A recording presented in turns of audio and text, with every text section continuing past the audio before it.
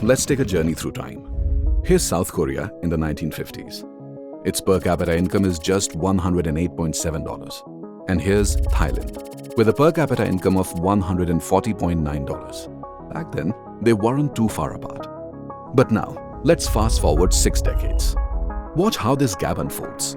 South Korea surges ahead, reaching a per capita income of nearly $33,121, while Thailand lags at around $7,182. What changed? The answer lies in what they built.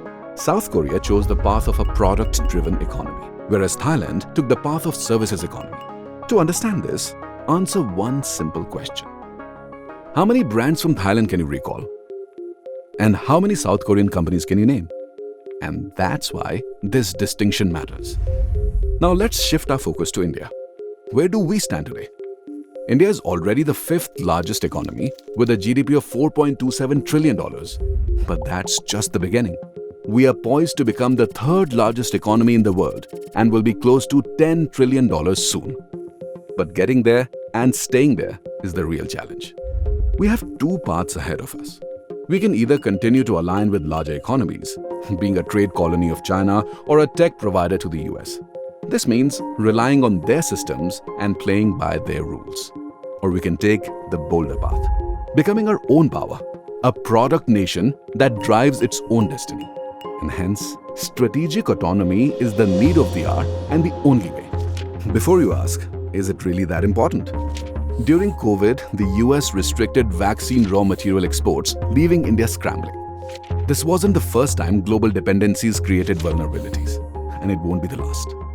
I'm here to tell you that area that's going to happen is to do with strategic autonomy. The reason why this is happening is to do with geopolitics. If we don't do this, we won't have a place in the world in the future. And this is now deeply understood in India and for many years.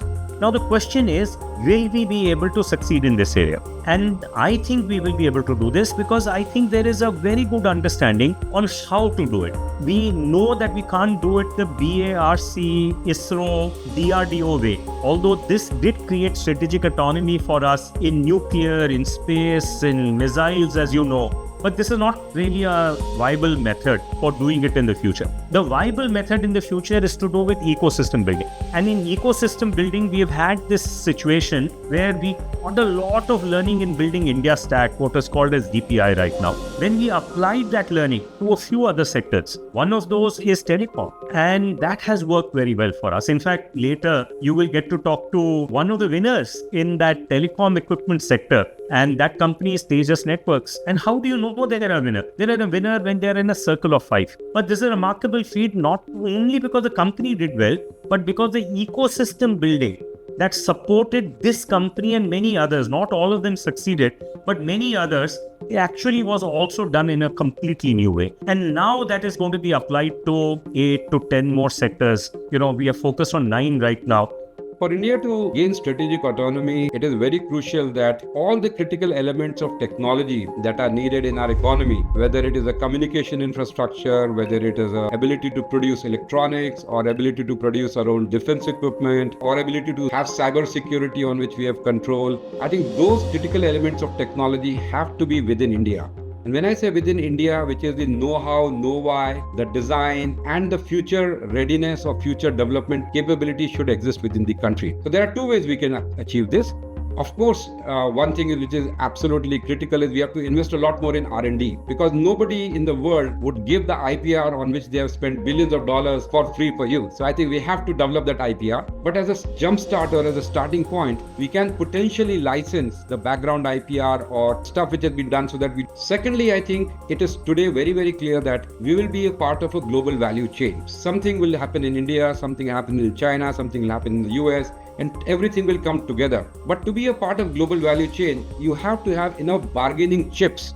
The 2 bargaining chips that India has today, which we can use for strategic autonomy. Number 1 is a large home market. I think everybody in the world wants access to this market. And we need to make sure that we don't give this access on a free platter, but we basically make sure that we get a fair deal to secure our strategic autonomy as we go forward. The second area where we have a big advantage is manpower. So around 40 to 50% of the technology of the world, at least the Western world, is developed out of India with Indian engineers as a part of global capability centers, outside outsourcing, etc., etc. Strategic autonomy is essential for a country like India, which is hoping to become the third largest economy in next few years. And this is best explained in terms of the defense market. We have had manufacturing of large number of equipment for decades, but all of this was based on transfer of technology, TOT agreements. And all these TOT agreements are notoriously one-sided. The know-why is never transferred and only know-how is shared. And this know-how invariably excludes key components or subsystems, particularly those involving critical technologies.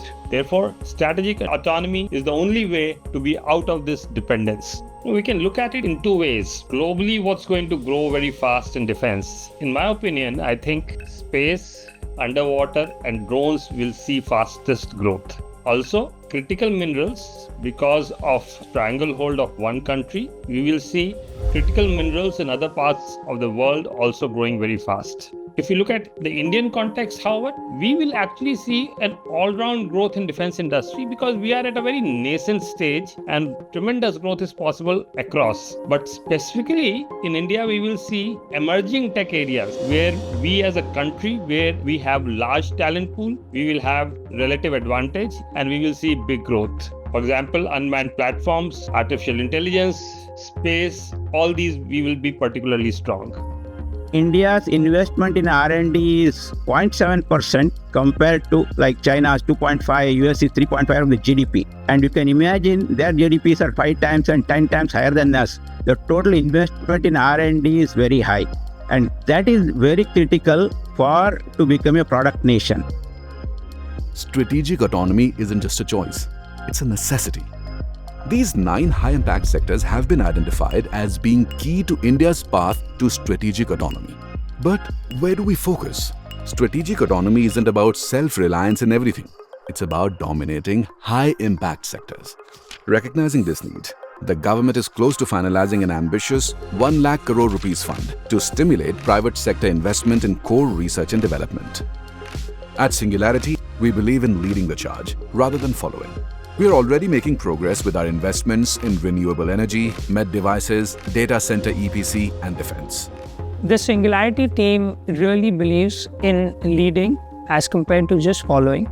In addition to the energy transition theme, which we have been at it for executing over the last 6 years, strategic autonomy is our next decadal investment framework and agenda. We are already making good progress through our initial investments across telecom equipments, medical devices, aerospace, defense, semiconductor, and electronics.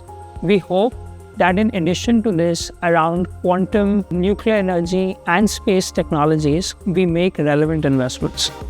Strategic autonomy isn't just policy. It's the power to define our future. A future where India doesn't just follow trends, it sets them. It's time to build a nation the world will turn to for solutions. The world will depend on us. The time is now. The question isn't whether we can do it, it's how soon we will.